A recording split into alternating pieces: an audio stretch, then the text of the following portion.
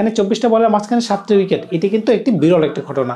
বরিশাল যদি চিন্তা করে যে কাইল মার্কসকে মিডল অর্ডারে খেলাবে, তাহলে এটা বুকাশোরকে তারা বাস করতেছে। ফরচুন যদি প্রতি ম্যাচে চিন্তা করে যে ফাহিম আশরাফ আমাদেরকে ম্যাচ জিতিয়ে দিবে, শাহিন শাহ আফ্রিদি আমাদেরকে ম্যাচ জিতিয়ে দিবে, আমরা মোহাম্মদ নাবিকে ব্যাক করে রাখবো, তাহলে কিন্তু সেটা হবে না। আমি আগের ম্যাচেই বলেছিলাম যে ওটা ভুল সিদ্ধান্ত ছিল, ওইটা তাদের লাক ফেভার ওই দিন করে গিয়েছিল, সেই কারণে তারা ম্যাচটা জিতে গিয়েছিল।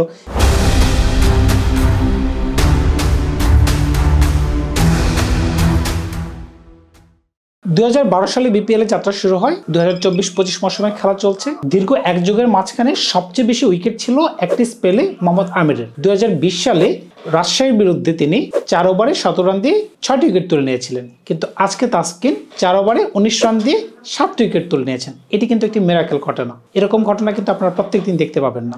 বিশ্ব ক্রিকেটে তিনি নিজের নামটা কিন্তু লিপিবদ্ধ করেছেন। এখন পর্যন্ত টি-20 ফরম্যাটে যতগুলো ম্যাচ খেলা হয়েছে, সেটা আন্তর্জাতিক এবং ক্লাব ক্রিকেট সবকিছুকে মিলিয়ে যদি কোনো প্লেয়ার যদি 7টি উইকেট পেয়ে থাকেন, তাহলে তাসকিন হচ্ছে ওই লিস্টের তৃতীয় প্লেয়ার। বুঝতেই পারতেছেন আপনারা রেকর্ডটি কোন জায়গায় অবস্থান করতেছেন।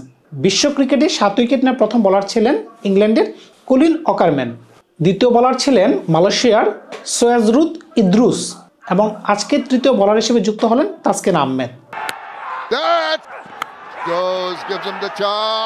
এই রেকর্ডটি কিন্তু দীর্ঘস্থায়ী হবে, এটা নিঃসন্দেহে বলা যায়, কারণ 7 উইকেট কিন্তু 4টেখানি কথা না। এটি টেস্ট ম্যাচ না, আপনি 7 উইকেট নিয়ে গেলেন, কিংবা ওডিআই ফরম্যাট না যে 10 ওভার বল করার সুযোগ পেলেন, যে এখানে অনেক ওভার। টি-20 ফরম্যাটে আপনি 4 ওভার বল করতেছেন, 24টা বল, এখানে 24টা বলের মাঝখানে 7টি উইকেট, এটি কিন্তু একটি বিরল একটি ঘটনা। তাসকিনের এদিকে 7 উইকেট, আর অন্যদিকে তার দলের 7 উইকেটের বিশাল ব্যবধানে জয়। আজকের দিনের প্রথম খেলায় ঢাকা ক্যাপিটালস এবং দুর্বার রাজশাহীর মাঝখানে খেলাটি সম্পন্ন হয়। সেই খেলায় দুর্বার রাজশাহী ঢাকা ক্যাপিটালসকে 7 উইকেটের একটি মহা পরাজয় উপহার দেয়, এবং সেখানে কিন্তু তাসকিন 7টি উইকেট লাভ করে। ঢাকা ক্যাপিটালস 174 রান করতে পারে, কিন্তু দুর্বার রাজশাহী 11 বল হাতে রেখে এবং 7 উইকেট হাতে রেখে খুব সহজে সেই রানটিকে চেস করে ফেলে। দুর্বার রাজশাহীর ক্যাপ্টেন এনামুল হক বিজয় 46 বলে 73 রান, ইয়াসির আলী 20 বলে 22 রান, রায়ান ব্রোল 33 বলে 55 রান। তাদের ব্যাটিংয়ের উপর ভর করে কিন্তু 11 বল হাতে রেখে আজকের একটি বিশাল জয় কিন্তু তাদের ঘরে চলে যায়। দিনের দ্বিতীয় খেলায় ফরচুন বরিশাল আর রংপুর রাইডার্সের মাঝখানে যে খেলাটি হয়, ফরচুন বরিশালের ফরচুন কিন্তু তাদের পক্ষে ছিল না। কেন ছিল না? গত ম্যাচে যেরকম 61 রানে 5 উইকেট পড়ে যাওয়ার পরে 190 রান প্লাস টার্গেট তারা রান চেস করতে পেরেছিল, আজকে কিন্তু তারা 124 রান করতে পেরেছে। কেন পেরেছিল? আজকে 78 রানে প্রথম 5 উইকেটের পতন ঘটে, ষষ্ঠ উইকেট পড়ে যায় 80 রানে, সেই কারণে তাদের রান কিন্তু আজকে 124 পর্যন্তই যায়। বরিশাল যদি চিন্তা করে যে কাইল মার্কসকে মিডল অর্ডারে খেলাবে, তাহলে এটা বুকাশোরকে তারা বাস করতেছে। কারণ কাইল মার্কস আপনাকে ওপেনিংয়ে যা রান দিবে সেটা হচ্ছে বোনাস।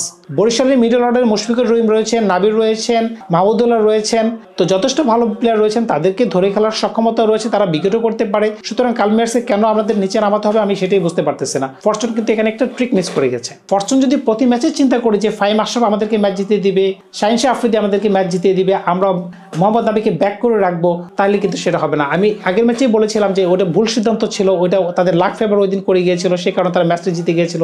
কিন্তু দেখেন আজকের ম্যাচের কি পরিণতি, 124 রান করতে পেরেছিল, লাস্টে কিন্তু তার 10-11 বল হাতে রেখেই কিন্তু অল আউট হয়ে যায়। মোহাম্মদ নাবির কিন্তু কিছু করারই ছিল না, যেখানে 9 উইকেটের পড়ে যায়, তখন একটি ফ্রি হিটে তিনি স্লগ শট খেলেন, 2টি রান করতে যেয়ে তিনি রান আউট হয়ে ফিরে যান।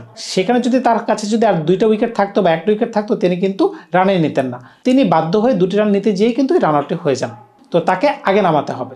আর দলের যে টপ অর্ডার ব্যাটসম্যান যদি প্রতিনিয়ত এইভাবে কলাপস করে, তাহলে মিডল অর্ডার বা লোয়ার মিডল অর্ডার কিছুই করতে পারবে না। এটা শুধু টি-20 ফরম্যাটে না, এটা টেস্ট ক্রিকেটে বলেন, ওডিআই ফরম্যাটে বলেন, যে কোনো ধরনের ক্রিকেটে বলেন, টপ অর্ডার মাস্ট ফায়ার, এটার কোনো বিকল্প নেই। 124 রানের টার্গেটে নেমে খুব সহজে রংপুর রাইডার্স 30 বল হাতে রেখে এবং 8 উইকেট হাতে রেখে কিন্তু তাদের বিজয়টি সমাপ্ত হয়।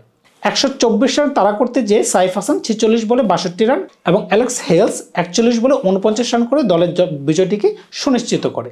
এর মাধ্যমে কিন্তু তারা ব্যাক টু ব্যাক টানা 3টি জয় তারা পেয়ে যায়। রংপুর রাইডার্স কিন্তু এখন টপ অফ দ্য টেবিলে আছে, এখন তাদেরকে ধরা ছোঁয়া কিন্তু খুব কষ্ট হয়ে যাবে বাকি দলগুলোর জন্য। তো আজকে এই পর্যন্তই, ভালো থাকবেন আপনারা, দেখা হবে নতুন কোনো ভিডিওতে অন্য কোনো গল্প নিয়ে। ধন্যবাদ সবাইকে, ভালো থাকবেন।